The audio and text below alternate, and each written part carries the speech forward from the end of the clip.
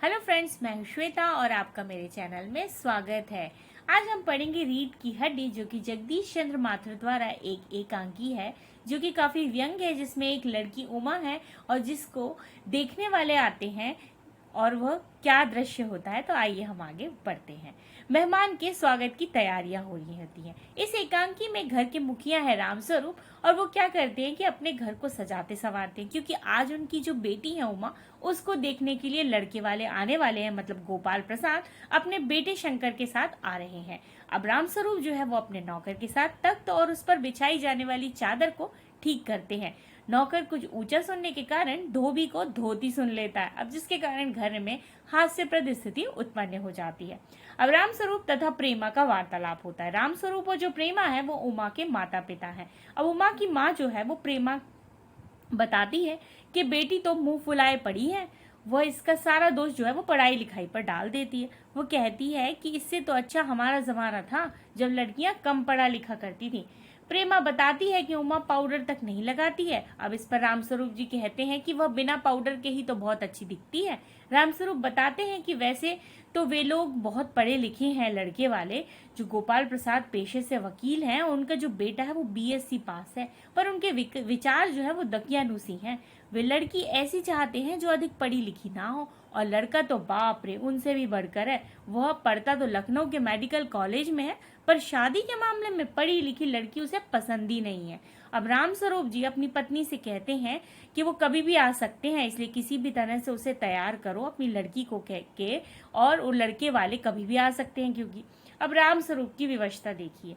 रामस्वरूप जानते हैं कि उमा को पढ़ाकर उन्होंने कोई गलत काम नहीं किया है, फिर भी लड़के वालों के सामने वे अपनी बेटी के बीए तक की पढ़े होने की बात नहीं बता सकते, छुपा कर रखते हैं। अब लड़के वाले मानना है उनका कि लड़कों को अधिक, जो लड़की होती है उनको अधिक पढ़ा लिखा नहीं होना चाहिए, क्योंकि बाद में तो उसे घर गृहस्थी ही चलानी पड़ती है। अब इस प्रकार रामस्वरूप जो है वो व्यवस्था के कारण अपनी बेटी के पढ़े होने के बाद भी लड़के वालों से क्या करते हैं, छुपाते हैं।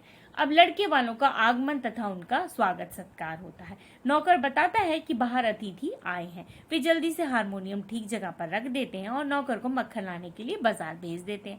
अब रामस्वरूप ने लड़के वालों का बढ़ चढ़कर स्वागत किया। फिर बातों का सिलसिला यहाँ से शुरू हुआ। अब इसी बीच नाश्ता परोसा जाता है। गोपाल प्रसाद अपने जमाने की पढ़ाई की बात भी करते हैं। उस जमाने में मैट्रिक पढ़ा हुआ जो था वो अंग्रेजी लिखता था। अब उसकी तुलना आज के एमए की डिग्री लेने वालों की भी नहीं कर सकता। अब इस प्रकार बातें होने के बाद लड़के वालों के दकियानूसी विचार सुनिए। अब गोपाल प्रसाद लड़की के बारे में बात करते हैं कि लड़की का जो है वो सुंदर होना आवश्यक है। फिर वे रामस्वरूप से पूछते हैं कि उनकी लड़की अधिक पढ़ी लिखी तो नहीं है, क्योंकि उन्हें अधिक पढ़ी लिखी लड़की नहीं चाहिए, बस मैट्रिक पास ही होना चाहिए। वे लड़कों की पढ़ाई की और ही वकालत करते हैं, लड़कियों की नहीं। वे तर्क देते हुए कहते हैं कि मोर के पंख होते हैं, मोरनी के नहीं। शेर के बाल होते हैं, शेरनी के नहीं। अब उनके अनुसार पढ़ने लिखने का काम तो सिर्फ पुरुषों का ही होता है, स्त्रियों को तो घर गृहस्थी ही चलानी होती है, और अतः उनका जो अधिक पढ़ा लिखा होना कोई जरूरी नहीं होता, आवश्यक ही नहीं होता। अब उनके पढ़े लिखे बेटे का भी यही धारणा थी। अब रामस्वरूप भी गोपाल प्रसाद की ही बातों का समर्थन कर देते हैं, और उच्च शिक्षा जो होती है वह सिर्फ पुरुषों को ही प्राप्त करनी चाहिए। अब उमा का प्रवेश होता है। मतलब नाश्ता समाप्त होने के पश्चात रामस्वरूप जो है वो पान मंगवाते हैं, और उनकी बेटी उमा पान की जो तश्तरी होती है वो लेकर कमरे में आती है। अब उनके सादे कपड़े पहने थे उसने, सर गर्दन जो थी उसकी झुकी हुई थी, आंखों पर उसका चश्मा लगा हुआ था। अब गोपाल प्रसाद और उसका बेटा जो होता है उमा का चश्मा देखकर चौंक जाते हैं। रामस्वरूप बहाना बनाते हैं कि पिछले महीने इसकी आंखें जो थी वो दुखनी आ गई थी, सो कुछ दिनों के लिए चश्मा लगाना पड़ रहा है। अब लड़के वालों का उमा से सवाल जवाब करना। गोपाल प्रसाद के उमा के लिए प्रश्न पर प्रश्न शुरू करने हुए कि गाना बजाना आता है या नहीं, खाना वाना बनाना जानती हो या नहीं, पेंटिंग और सिलाई जानती हो या नहीं, इत्यादि इत्यादि।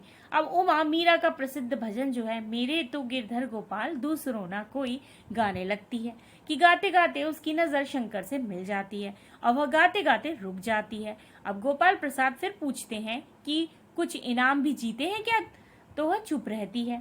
अब उमा का जो लड़के वालों को जवाब देना। अब रामस्वरूप जी कहते हैं कि बेटी कुछ बोलो, जवाब दो, तो वह फूट पड़ती है। क्या जवाब दूं बाबूजी, जब मेज कुर्सी बिकती है तो दुकानदार मेज कुर्सी से थोड़ी ना पूछता है, सिर्फ खरीदार को दिखा देते हैं, पसंद आ गई तो अच्छा वरना।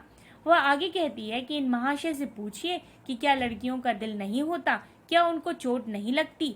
तब गोपाल प्रसाद झल्ला उठते हैं। उमा द्वारा शंकर की पोल खोलना।